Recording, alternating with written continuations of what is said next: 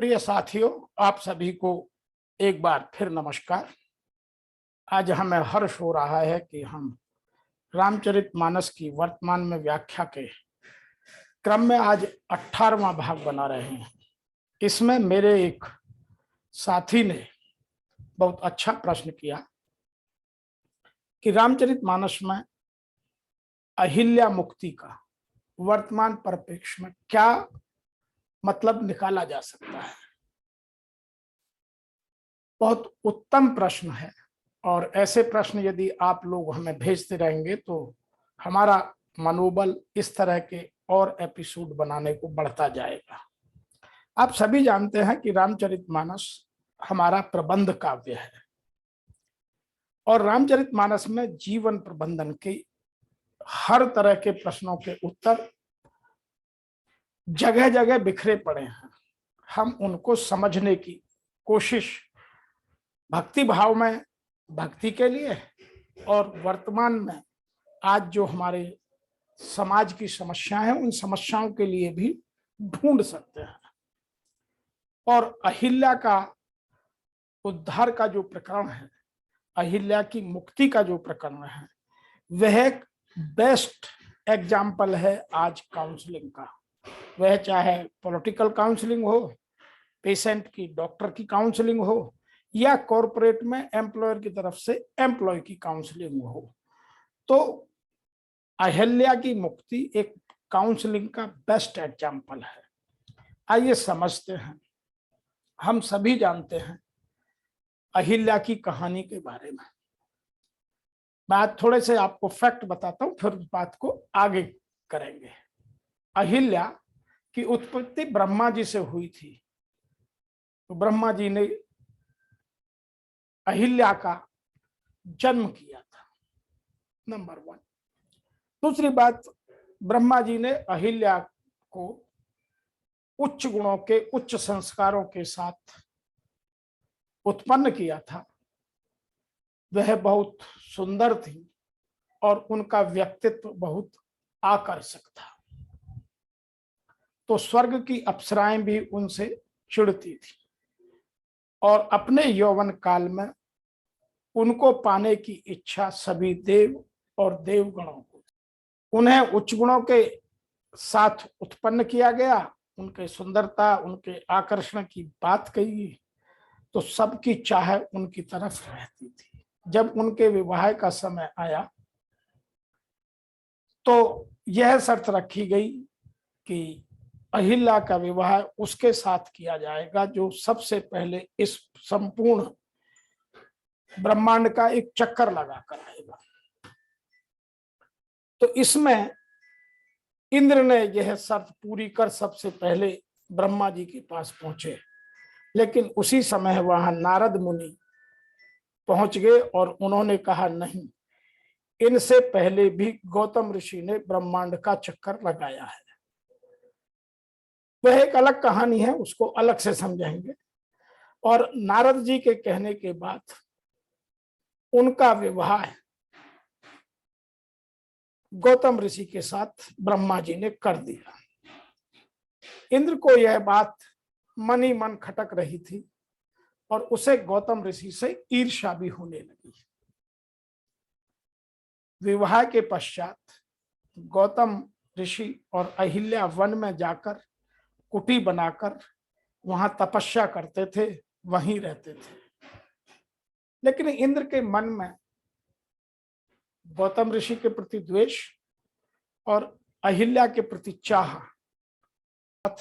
इंद्र ने छल किया और जब वह छल कर निकल रहा था तो गौतम ऋषि ने इंद्र को भी श्राप दिया और अहिल्या को भी हजारों वर्षों तक पाषाण की तरह अपना जीवन बिताने का उनको श्राप दिया।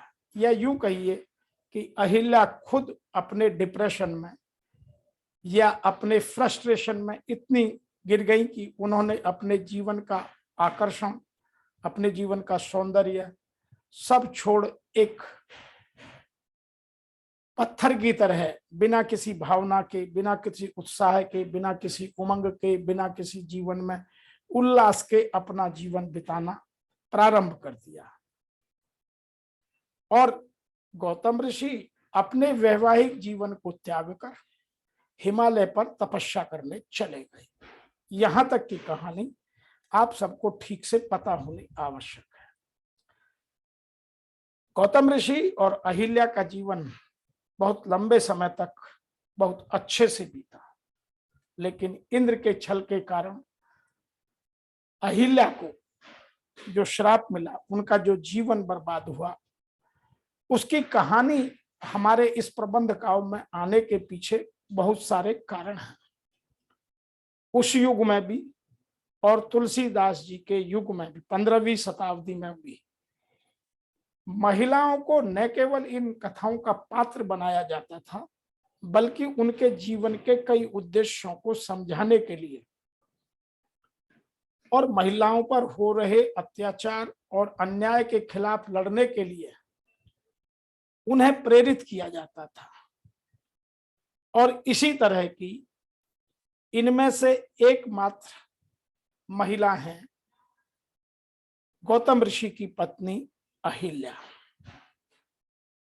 जब उनके साथ इंद्र ने अत्याचार किया, अन्याय किया और संभोग कर निकल रहा था, तो गौतम ऋषि वहां कुटिया में लौट आए और उन्होंने उसको वहां से जाते देखा। तो उन्होंने दोनों को ही कहा कि इंद्र गलत हो सकता था, लेकिन तुम तो मुझे पहचानती थी।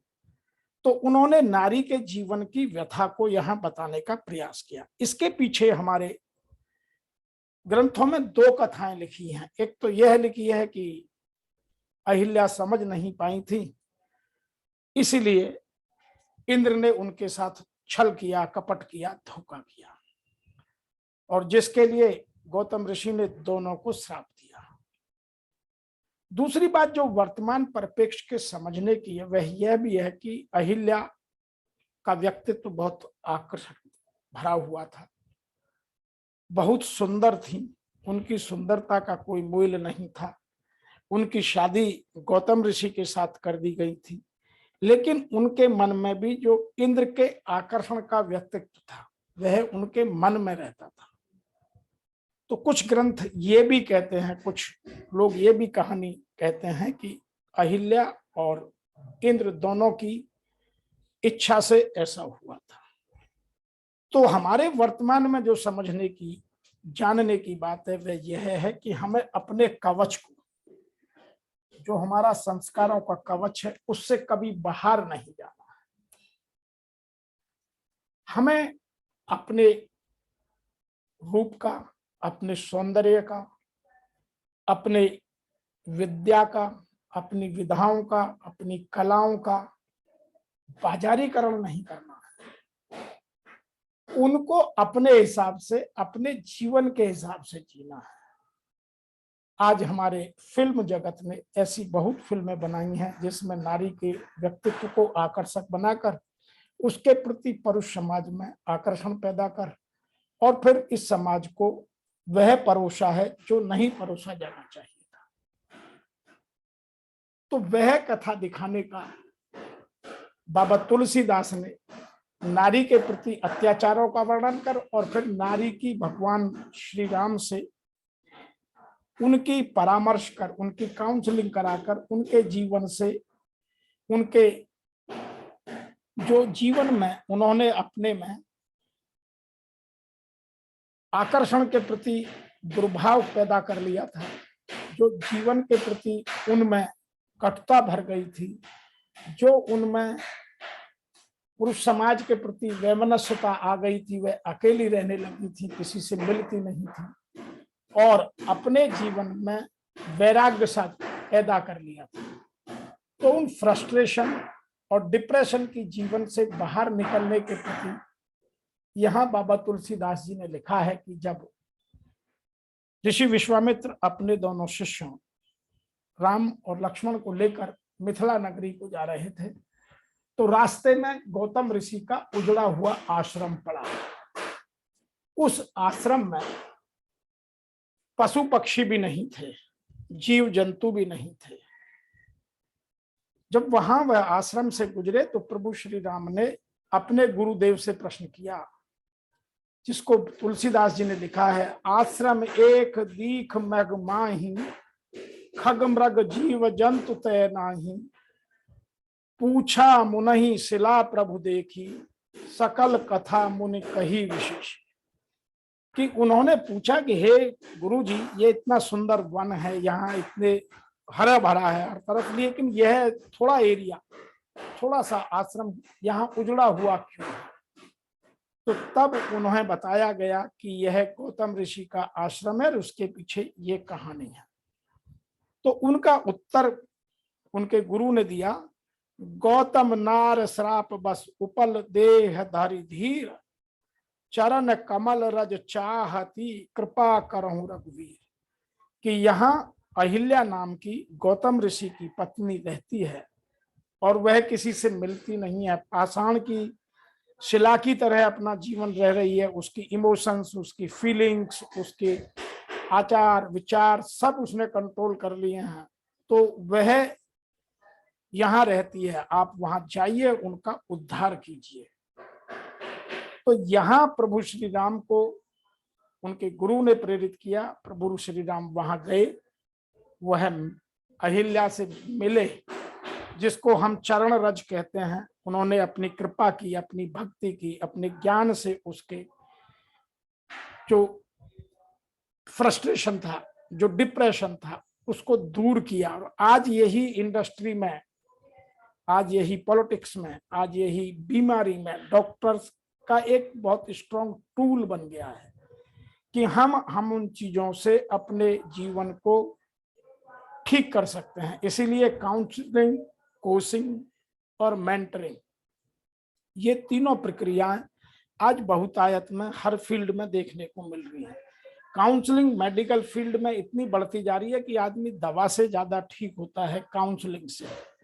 तो उसी को यहाँ दर्शाने का बाबा तुलसीदास जी ने प्रयास किया है और लिखा है, परसत पद पावन संकट, शोक नसावन प्रकट बही, तप पुंज सही, देखत रघुनायक जन सुखदायक, सन्मुख होय कर जोर रही, अति प्रेम अधीरा पुलक शरीरा, मुख नहीं आवई वचन कही, अतिशीय बड़ भागी चरण ही लागी, जुगल नयन जलधार बही। तो यहाँ बाबा तुलसीदास जी ने लिखा है कि राम जी के पवित्र और शोक नाश करने वाले चरणों का स्पर्श करते ही अहिल्या का सब डर, उसका सब विषाद, उसका सब शोक खत्म हो गया। अहिल्या जो तपोमूर्ति के रूप में उस जंगल में रहती थी, वह रघुनाथ जी को देखकर उनके सामने हाथ जोड़कर खड़ी हो गई। अत्यंत प्रेम के कारण वह अधीर हो गई। तो प्रभु श्री राम ने उनको इतना काउंसलिंग किया, इतना प्रेम दिया, उनकी इतनी तारीफ की और उनको उनके डिप्रेशन से, उनको उनके फ्रस्ट्रेशन से बाहर निकाला, क्योंकि गलती उनकी नहीं थी और कष्ट में जीवन उनका बीता। इसीलिए उन्होंने प्रभु के चरण पकड़े और अपने को बड़ी भागनी कहते हुए कहा कि प्रभु आपके दर्शन हो गए। और यह कहते कहते उनके दोनों नेत्रों से जल की धार बह निकली। आगे उन्होंने क्या कहा, धीरजु मन कीना प्रभु कहूं चीन्हा, रघुपत कृपा भगत पाई, अति निर्मल बानी अस्तुत ठानी, ज्ञान गम जय रघुराई, मैं नार अपावन प्रभु जग पावन, रावण रिपुजन सुखदाई, राजीव विलोचन भव भय मोचन, पाए पाए सरनाही। उन्होंने फिर प्रभु श्री राम को कहा, जब उनका अपना फ्रस्ट्रेशन खत्म हो गया, डिप्रेशन निकल गया, विषाद से वो बाहर आ गई, तो उन्होंने कहा कि मेरे मन में धीरज रखकर मैंने प्रभु को पहचाना और रघुनाथ जी की कृपा से उनकी मैंने भक्ति प्राप्त की। स्तुति प्रारंभ करनी, अर्थात अहिल्या ने प्रभु श्री राम की उस गुण गान को गाना प्रारंभ कर दिया, जिससे प्रभु श्री राम जी को प्रसन्नता मिले और वो कहने लगी कि प्रभु आपकी जय हो, प्रभु आपकी जय हो। मैं तो अपवित्र नारी हूं, मेरे को तो पाप लगा है, मैंने श्राप की भागनी हूं, और आप तो जगत का उद्धार करने वाले हैं, भक्तों को सुख देने वाले हैं, और जो इस मानवता का दुश्मन रावण है उसके आप शत्रु हैं। हे कमल नयन, आप सबको जन्म मृत्यु के इस भय से छुड़ाने वाले हैं। मैं आपकी शरण में आई हूं, अब आप मेरी रक्षा कीजिए, मुझे भी आप अपनी भक्ति देकर मेरा भी उद्धार कीजिए। और यही अहिल्या की मुक्ति और यही अहिल्या की उद्धार की कथा है। आगे लिखा है, मुनिश्राप जो दीना अति भल कीना, परम अनुग्रह मैं माना, देखऊं भर लोचन हरिभव मोचन, यह लाभ शंकर जाना। बिनती प्रभु मोरी मैं मति भोरी, नाथ न मांगऊ बर आना, पद कमल परागा रस अनुरागा, मन मन मधुप करे पा। मैं आज अपने आप को धन्य मान रही हूं, यह अच्छा ही किया कि मेरे पति मुनिवर ने मुझे श्राप दिया। मैं उनसे अत्यंत उनका अनुग्रह मानती हूं, जिसके कारण मुझे संसार के सब कष्टों से छुड़ाने वाले श्री हरि प्रभु श्री राम अर्थात आपके दर्शन हुए। और आपके इस दर्शन का लाभ शंकर जी समझते हैं। हे प्रभु, मैं तो बड़ी भोली हूं, मेरी एक विनती है, मैं बहुत सीधी सादी हूं, मैं बहुत सरल हूं। जो प्रभु बार बार कहते हैं कि प्रभु की भक्ति में सरलता जिस दिन आ जाएगी उस दिन आपका उद्धार हो जाएगा। तो यहाँ अहिल्या कह रही है कि मैं बहुत भोली हूं, मैं बहुत सरल हूं, मैं तो सरल गम्य हूं, मेरी एक ही विनती है और मैं कोई वर नहीं मांगती आपसे, आपकी मुझ पर कृपा होगी। मैं यही चाहती हूं कि मेरा मन रूपी भौरा केवल आपके चरण कमल की रज रूपी रस को सदा पान करता रहे, अर्थात मेरा मन सदैव आपकी भक्ति में लगा रहे।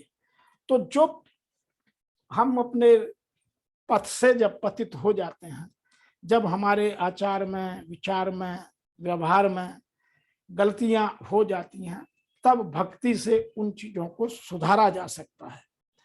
यह बात यहाँ अहिल्या उद्धार में प्रभु श्री राम की जो काउंसलिंग करने की क्षमता है, दक्षता है, कुशलता है, उसको दिखाती है। और आगे लिखा है, जे पद सुर सरता परम पुनीता, प्रगट भई शिव शीश धरी, सोई पद पंकज जेहि पूजत अज मम सिर धरे कृपाल हरि, एहि भांत सिधारी गौतम नारी, बार बार हरि चरण परी, जो अति मन भावा सो बरु पावा, गे पति लोक आनंद भरी। तो यहाँ बाबा तुलसीदास जी ने उनकी काउंसलिंग प्रोसेस की, उनके परामर्श देने की, उनके लोगों के डिप्रेशन से बाहर निकालने की, उनके लोगों को विषाद से मुक्त होने की पूरी कहानी का चित्रण उस तरह से करने की कोशिश की है जैसे ने अर्जुन का विषाद खत्म कर उनको युद्ध के लिए प्रेरित किया है। यहाँ उसी तरह से प्रभु श्री राम ने अहिल्या का विषाद खत्म कर उसको एक साधारण जीवन अपनी क्षमताओं के साथ, अपनी कुशलताओं के साथ, अपने साधारण तरीके से जीने के लिए प्रेरित किया, तो जिससे वह उनकी स्तुति करने लगी, उसके मन में आनंद आ गया, उस जीवन के प्रति उसके मन में लगाव पैदा हो गया, उमंग बन गई। और उन्होंने आगे कहा कि जिन चरणों से परम पवित्र देव नदी गंगा जी प्रकट हुई, जिसको प्रभु शिव ने, शंकर ने अपने सिर पर धारण किया, और जिन चरण कमलों को ब्रह्मा जी पूजते हैं, हे हरि, आपने वही चरण मेरे सर पर रखकर, मेरे सर पर हाथ रखकर कृपा की है, तो मैं आपकी स्तुति करती हूं और बार बार आपके चरणों में गिरकर मेरे मन को बहुत अच्छा लग रहा है। मैं उस वर को पाकर गौतम ऋषि की स्त्री अहिल्या आनंद में भरकर और अपने पति लोक को चली गई। फिर उनके जीवन में कोई विषाद नहीं रहा, कोई डिप्रेशन नहीं रहा, कोई फ्रस्ट्रेशन नहीं बचा। वह अपने पति के लोक को अर्थात हिमालय की तरफ चली गई। आगे की कथा फिर कभी।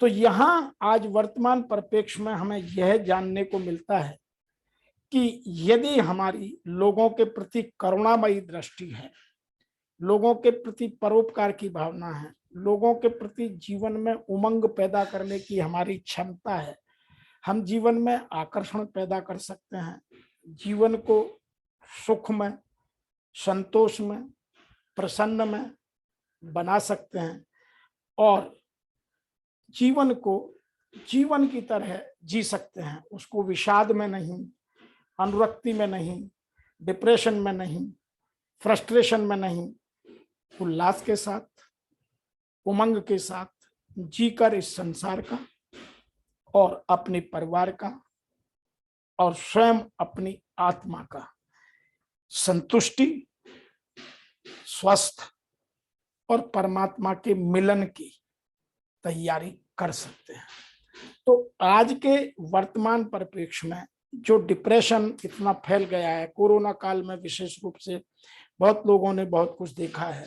तो जो हमारा डिप्रेशन का समय है, फ्रस्ट्रेशन का समय है, विषाद का समय है, ऐसे में हमें अपने आप को अपने मेंटर से या अपने जो हमारे परामर्शदाता हैं उनसे डिस्कस कर अपने जीवन के विषाद को भगाना अति आवश्यक है। और जीवन में जहां गलतियां हो गई हैं उनको ठीक करना, अपने जीवन को उत्कृष्ट बनाना, हमें यह उदाहरण समझाता है। आज इतना ही। हमें आप लिखते रहिए। आपके उज्जवल भविष्य की कामना के साथ हम आपके साथ। आप हमारे इस चैनल को सब्सक्राइब कर अपने सभी मित्रों, सभी परिवारजनों को पहुंचाएं, जिससे उन सबके हितार्थ भी वह हमें लिख सकें। हम उस तरह की और आगे कल्पना कर और प्रश्नों का उत्तर देकर अपने आप को आपके सामने आपकी मदद के लिए प्रस्तुत कर सकें।